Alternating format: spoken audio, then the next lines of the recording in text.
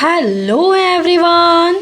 तो आज हम इस वीडियो के द्वारा गुजरात बोर्ड का हिंदी जो कि क्लास 11th का है, इसके चैप्टर व्यावहारिक पत्राचार 1, इसके पार्ट 1 को हमने इससे पहले वाले वीडियो में किया था। आज हम इस वीडियो के द्वारा सरकारी पत्र या ऑफिशियल लेटर, इस एक टॉपिक को इसके अंडर कवर करेंगे। ये इस चैप्टर का पार्ट 2 है। अगर आपने पार्ट 1 नहीं देखा है तो आप पहले उसे देख लें, फिर आप ये वीडियो देखें। तो आइए इसे हम स्टार्ट करते हैं। सबसे पहला है सरकारी पत्र क्या होता है। तो सरकारी पत्र का प्रयोग कार्यालय से इतर व्यक्तियों, कंपनियों, संस्थाओं, स्वैच्छिक संगठनों, राज्य सरकारों आदि से सूचनाओं के आदान प्रदान हेतु किया जाता है।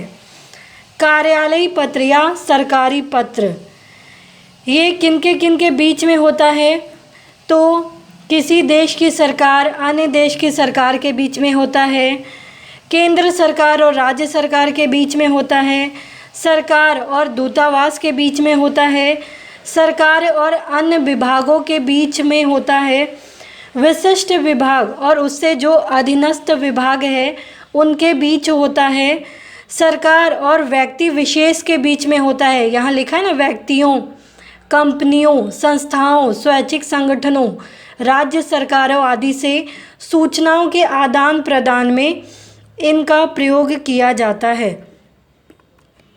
सरकारी पत्र की भाषा सरल और स्पष्ट होती है। इसमें अस्पष्ट, अनिश्चित और दो अर्थ देने वाले शब्दों का प्रयोग नहीं किया जाता है।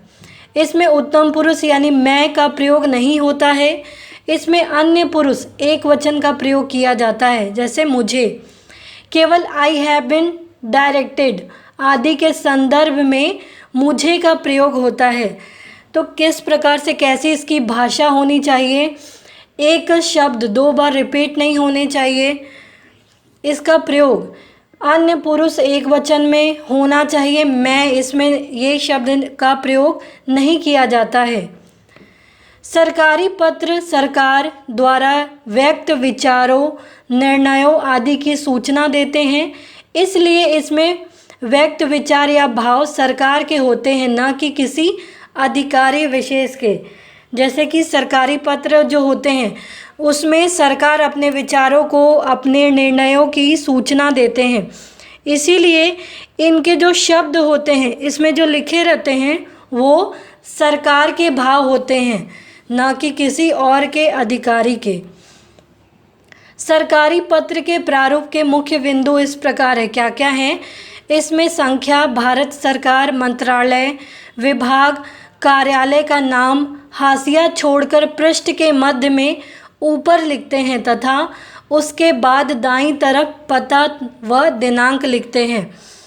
सबसे पहले इसमें संख्या, फिर भारत सरकार, मंत्रालय, विभाग, कार्यालय का नाम, हाशिया छोड़कर, जो हमने इससे पहले भी बताया था कि कोई नोटबुक में भी आप देखेंगे यहाँ की जगह थोड़ी छोड़ी हुई रहती है और यहाँ से हम लिखना स्टार्ट करते हैं, तो वैसे ही थोड़ी सी जगह छोड़कर यानी हाशिया छोड़कर पृष्ठ के बीच में ऊपर लिखते हैं ये जो दिए गए हैं, तथा उसके बाद दाईं तरफ पता व दिनांक लिखते हैं।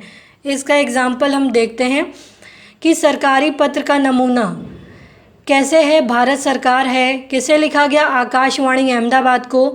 यहाँ दिनांक लिखा है, पत्र संख्या और जिसे लिखा जा रहा है उसका और विषय। फिर सेकंड दिया है, सरकारी कार्यालयों को भेजे जाने वाले पत्र अधिकारी के नाम के पदनाम से तथा निजी व्यक्तियों को भेजे जाने वाले पत्रों को नाम से भेजा जाता है। यहाँ इसके पद नाम भी दिए हैं। सेवा में किसे आप भेजना चाह रहे हैं, जैसे महानिदेशक, आकाशवाणी भवन, नई दिल्ली।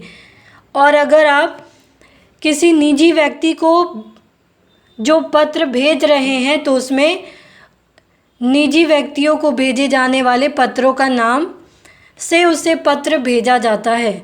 फिर है विषय में संक्षिप्त रूप से पत्र के मूल आशय का उल्लेख किया जाता है। पत्र में कौन से विषय, किस लिए ये पत्र आप लिख रहे हो, वो सब्जेक्ट इस तरीके से लिखे जाते हैं। फोर्थ है संबोधन में व्यक्तियों के लिए महोदय या महोदया का प्रयोग होता है तथा संस्थाओं या संगठनों के व्यक्तियों के लिए प्रिय महोदय या महोदया का प्रयोग किया जाता है। महोदय मेल पर्सन के लिए, महोदया फीमेल पर्सन के लिए, जैसे हम यहाँ देखते भी हैं। महोदय जिसे हम लिखने वाले हैं, या इसके जगह महोदया का भी प्रयोग किया जाता है। पत्र का मुख्य भाग या कलेवर अत्यंत महत्वपूर्ण होता है। मुख्य भाग जो बीच का पार्ट होता है, विषय के बाद, महोदय के बाद जो हम लिखते हैं वो, इसमें विषय से संबंधित विचार को क्रमिक रूप से लिखा जाता है। जैसे हम यहाँ देख सकते हैं कि हम कौन से संबंध में पत्र लिख रहे हैं, उसे क्रमिक रूप में लिखना है। ये नहीं कि पहले कोई और सेंटेंस लिखा, बाद में कोई और सेंटेंस लिखा, ये भी एक सीरीज वाइज होना चाहिए। सिक्स्थ है स्वनिर्देश यानी अधोलेख में सामान्यतः बहुधीय या बहुधिया का प्रयोग लिंग के अनुसार किया जाता है। मेल पर्सन है तो बहुधीय और फीमेल पर्सन है तो बहुधिया। यहाँ लिखा है इस प्रकार से जो लिखने वाला है।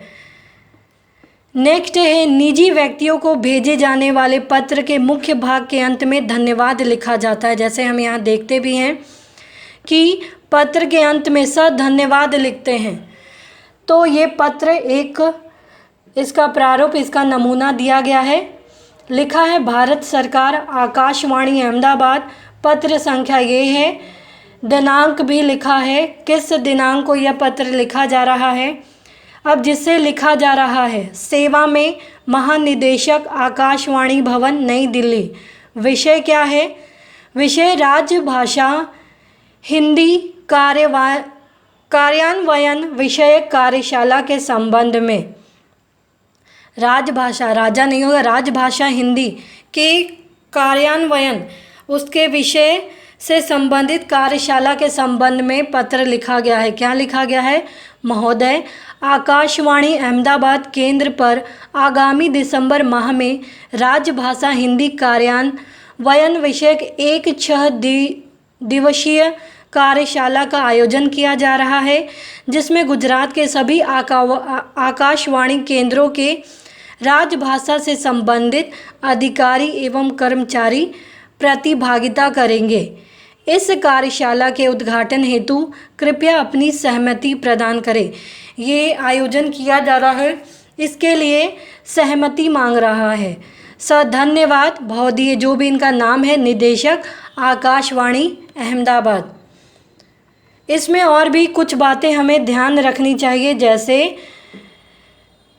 सबसे ऊपर दाईं ओर, जैसे हमने ये सारी चीज़ें पढ़ी कि किन किन चीज़ों को किस प्रकार से दाईं ओर, किस प्रकार से बाईं ओर लिखना चाहिए, इन सभी बातों का हमें विशेष रूप से ध्यान देना चाहिए सरकारी पत्र लिखते समय। और इसका एग्जाम्पल हमने अभी देखा।